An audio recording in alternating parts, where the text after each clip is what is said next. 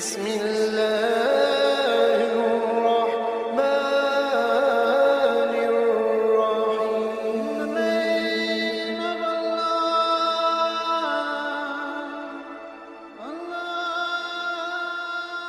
الرحيم. بسم اللہ الرحمن الرحیم.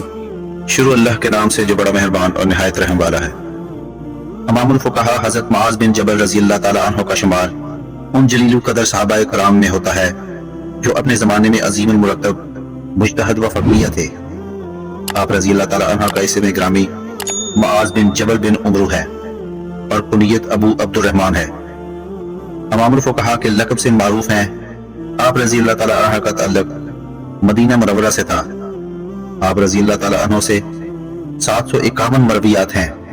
امام الفقہا حضرت معاذ بن جبل رضی اللہ تعالی عنہ انصار کے قبیلہ بنو خزرج سے تعلق رکھتے تھے اور ان 70 خوش نصیبوں میں سے ایک ہیں جو نبی کریم صلی اللہ علیہ وآلہ وسلم کی ہجرت مدینہ منورہ سے پہلے مکہ مکرمہ آئے تھے اور بیعت عقبہ ثانیہ میں شریک تھے. نبوت کے 12ویں سال جب مدینہ منورہ میں اسلام کی دعوت شروع ہوئی تو آپ رضی اللہ تعالی عنہ نے اس کو قبول کرنے میں ذرا بھی تاخیر سے کام نہ لیا اور فوراً اسلام قبول کر لیا.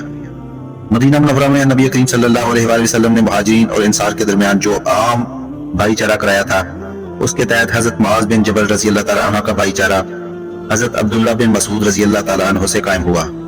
آپ رضی اللہ تعالی عنہ جنگ بدر، احد، خندق سمیت تمام غزویات میں آپ صلی اللہ علیہ وآلہ وسلم کے ساتھ شریک رہے. نبی کریم صلی اللہ علیہ وآلہ وسلم نے جب آپ رضی اللہ تعالی عنہ کو قاضی اور معلم بنا کر یمن بھیجا اس وقت آپ رضی اللہ تعالی عنہ کی عمر 18 سال کی تھی. یمن بھیجتے ہوئے نبی کریم صلی اللہ علیہ وآلہ وسلم نے آپ رضی اللہ تعالی عنہ کو اخلاص نیت، حسن اخلاق اور طریقہ تعلیم کے بارے میں نصیحتیں فرمائیں.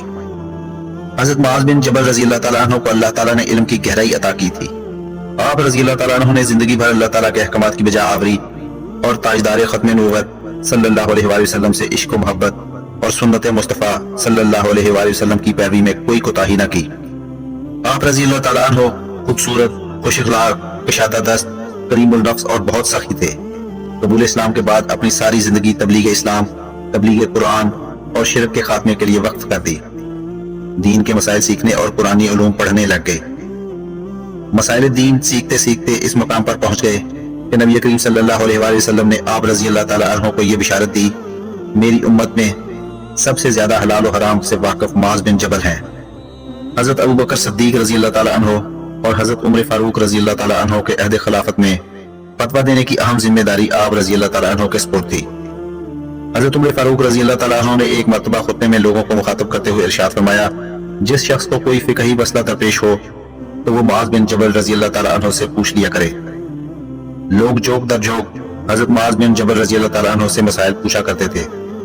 آپ رضی اللہ تعالی عنہ کا انتقال 18 ہجری میں ہوا. وفات کے وقت حضرت معاذ بن جبل کی عمر 36 سال کی تھی. بیت المقدس اور دمشق کے درمیان غور نامی ایک صوبہ ہے جہاں حضرت معاذ رضی اللہ تعالی عنہ نے وفات پائی اور اسی مقام پر دفن ہوئے. دوستو ویڈیو اچھی لگی ہو تو چینل کو سبسکرائب ضرور کیجیے گا. اللہ تعالیٰ آپ کا حامی و ناصر.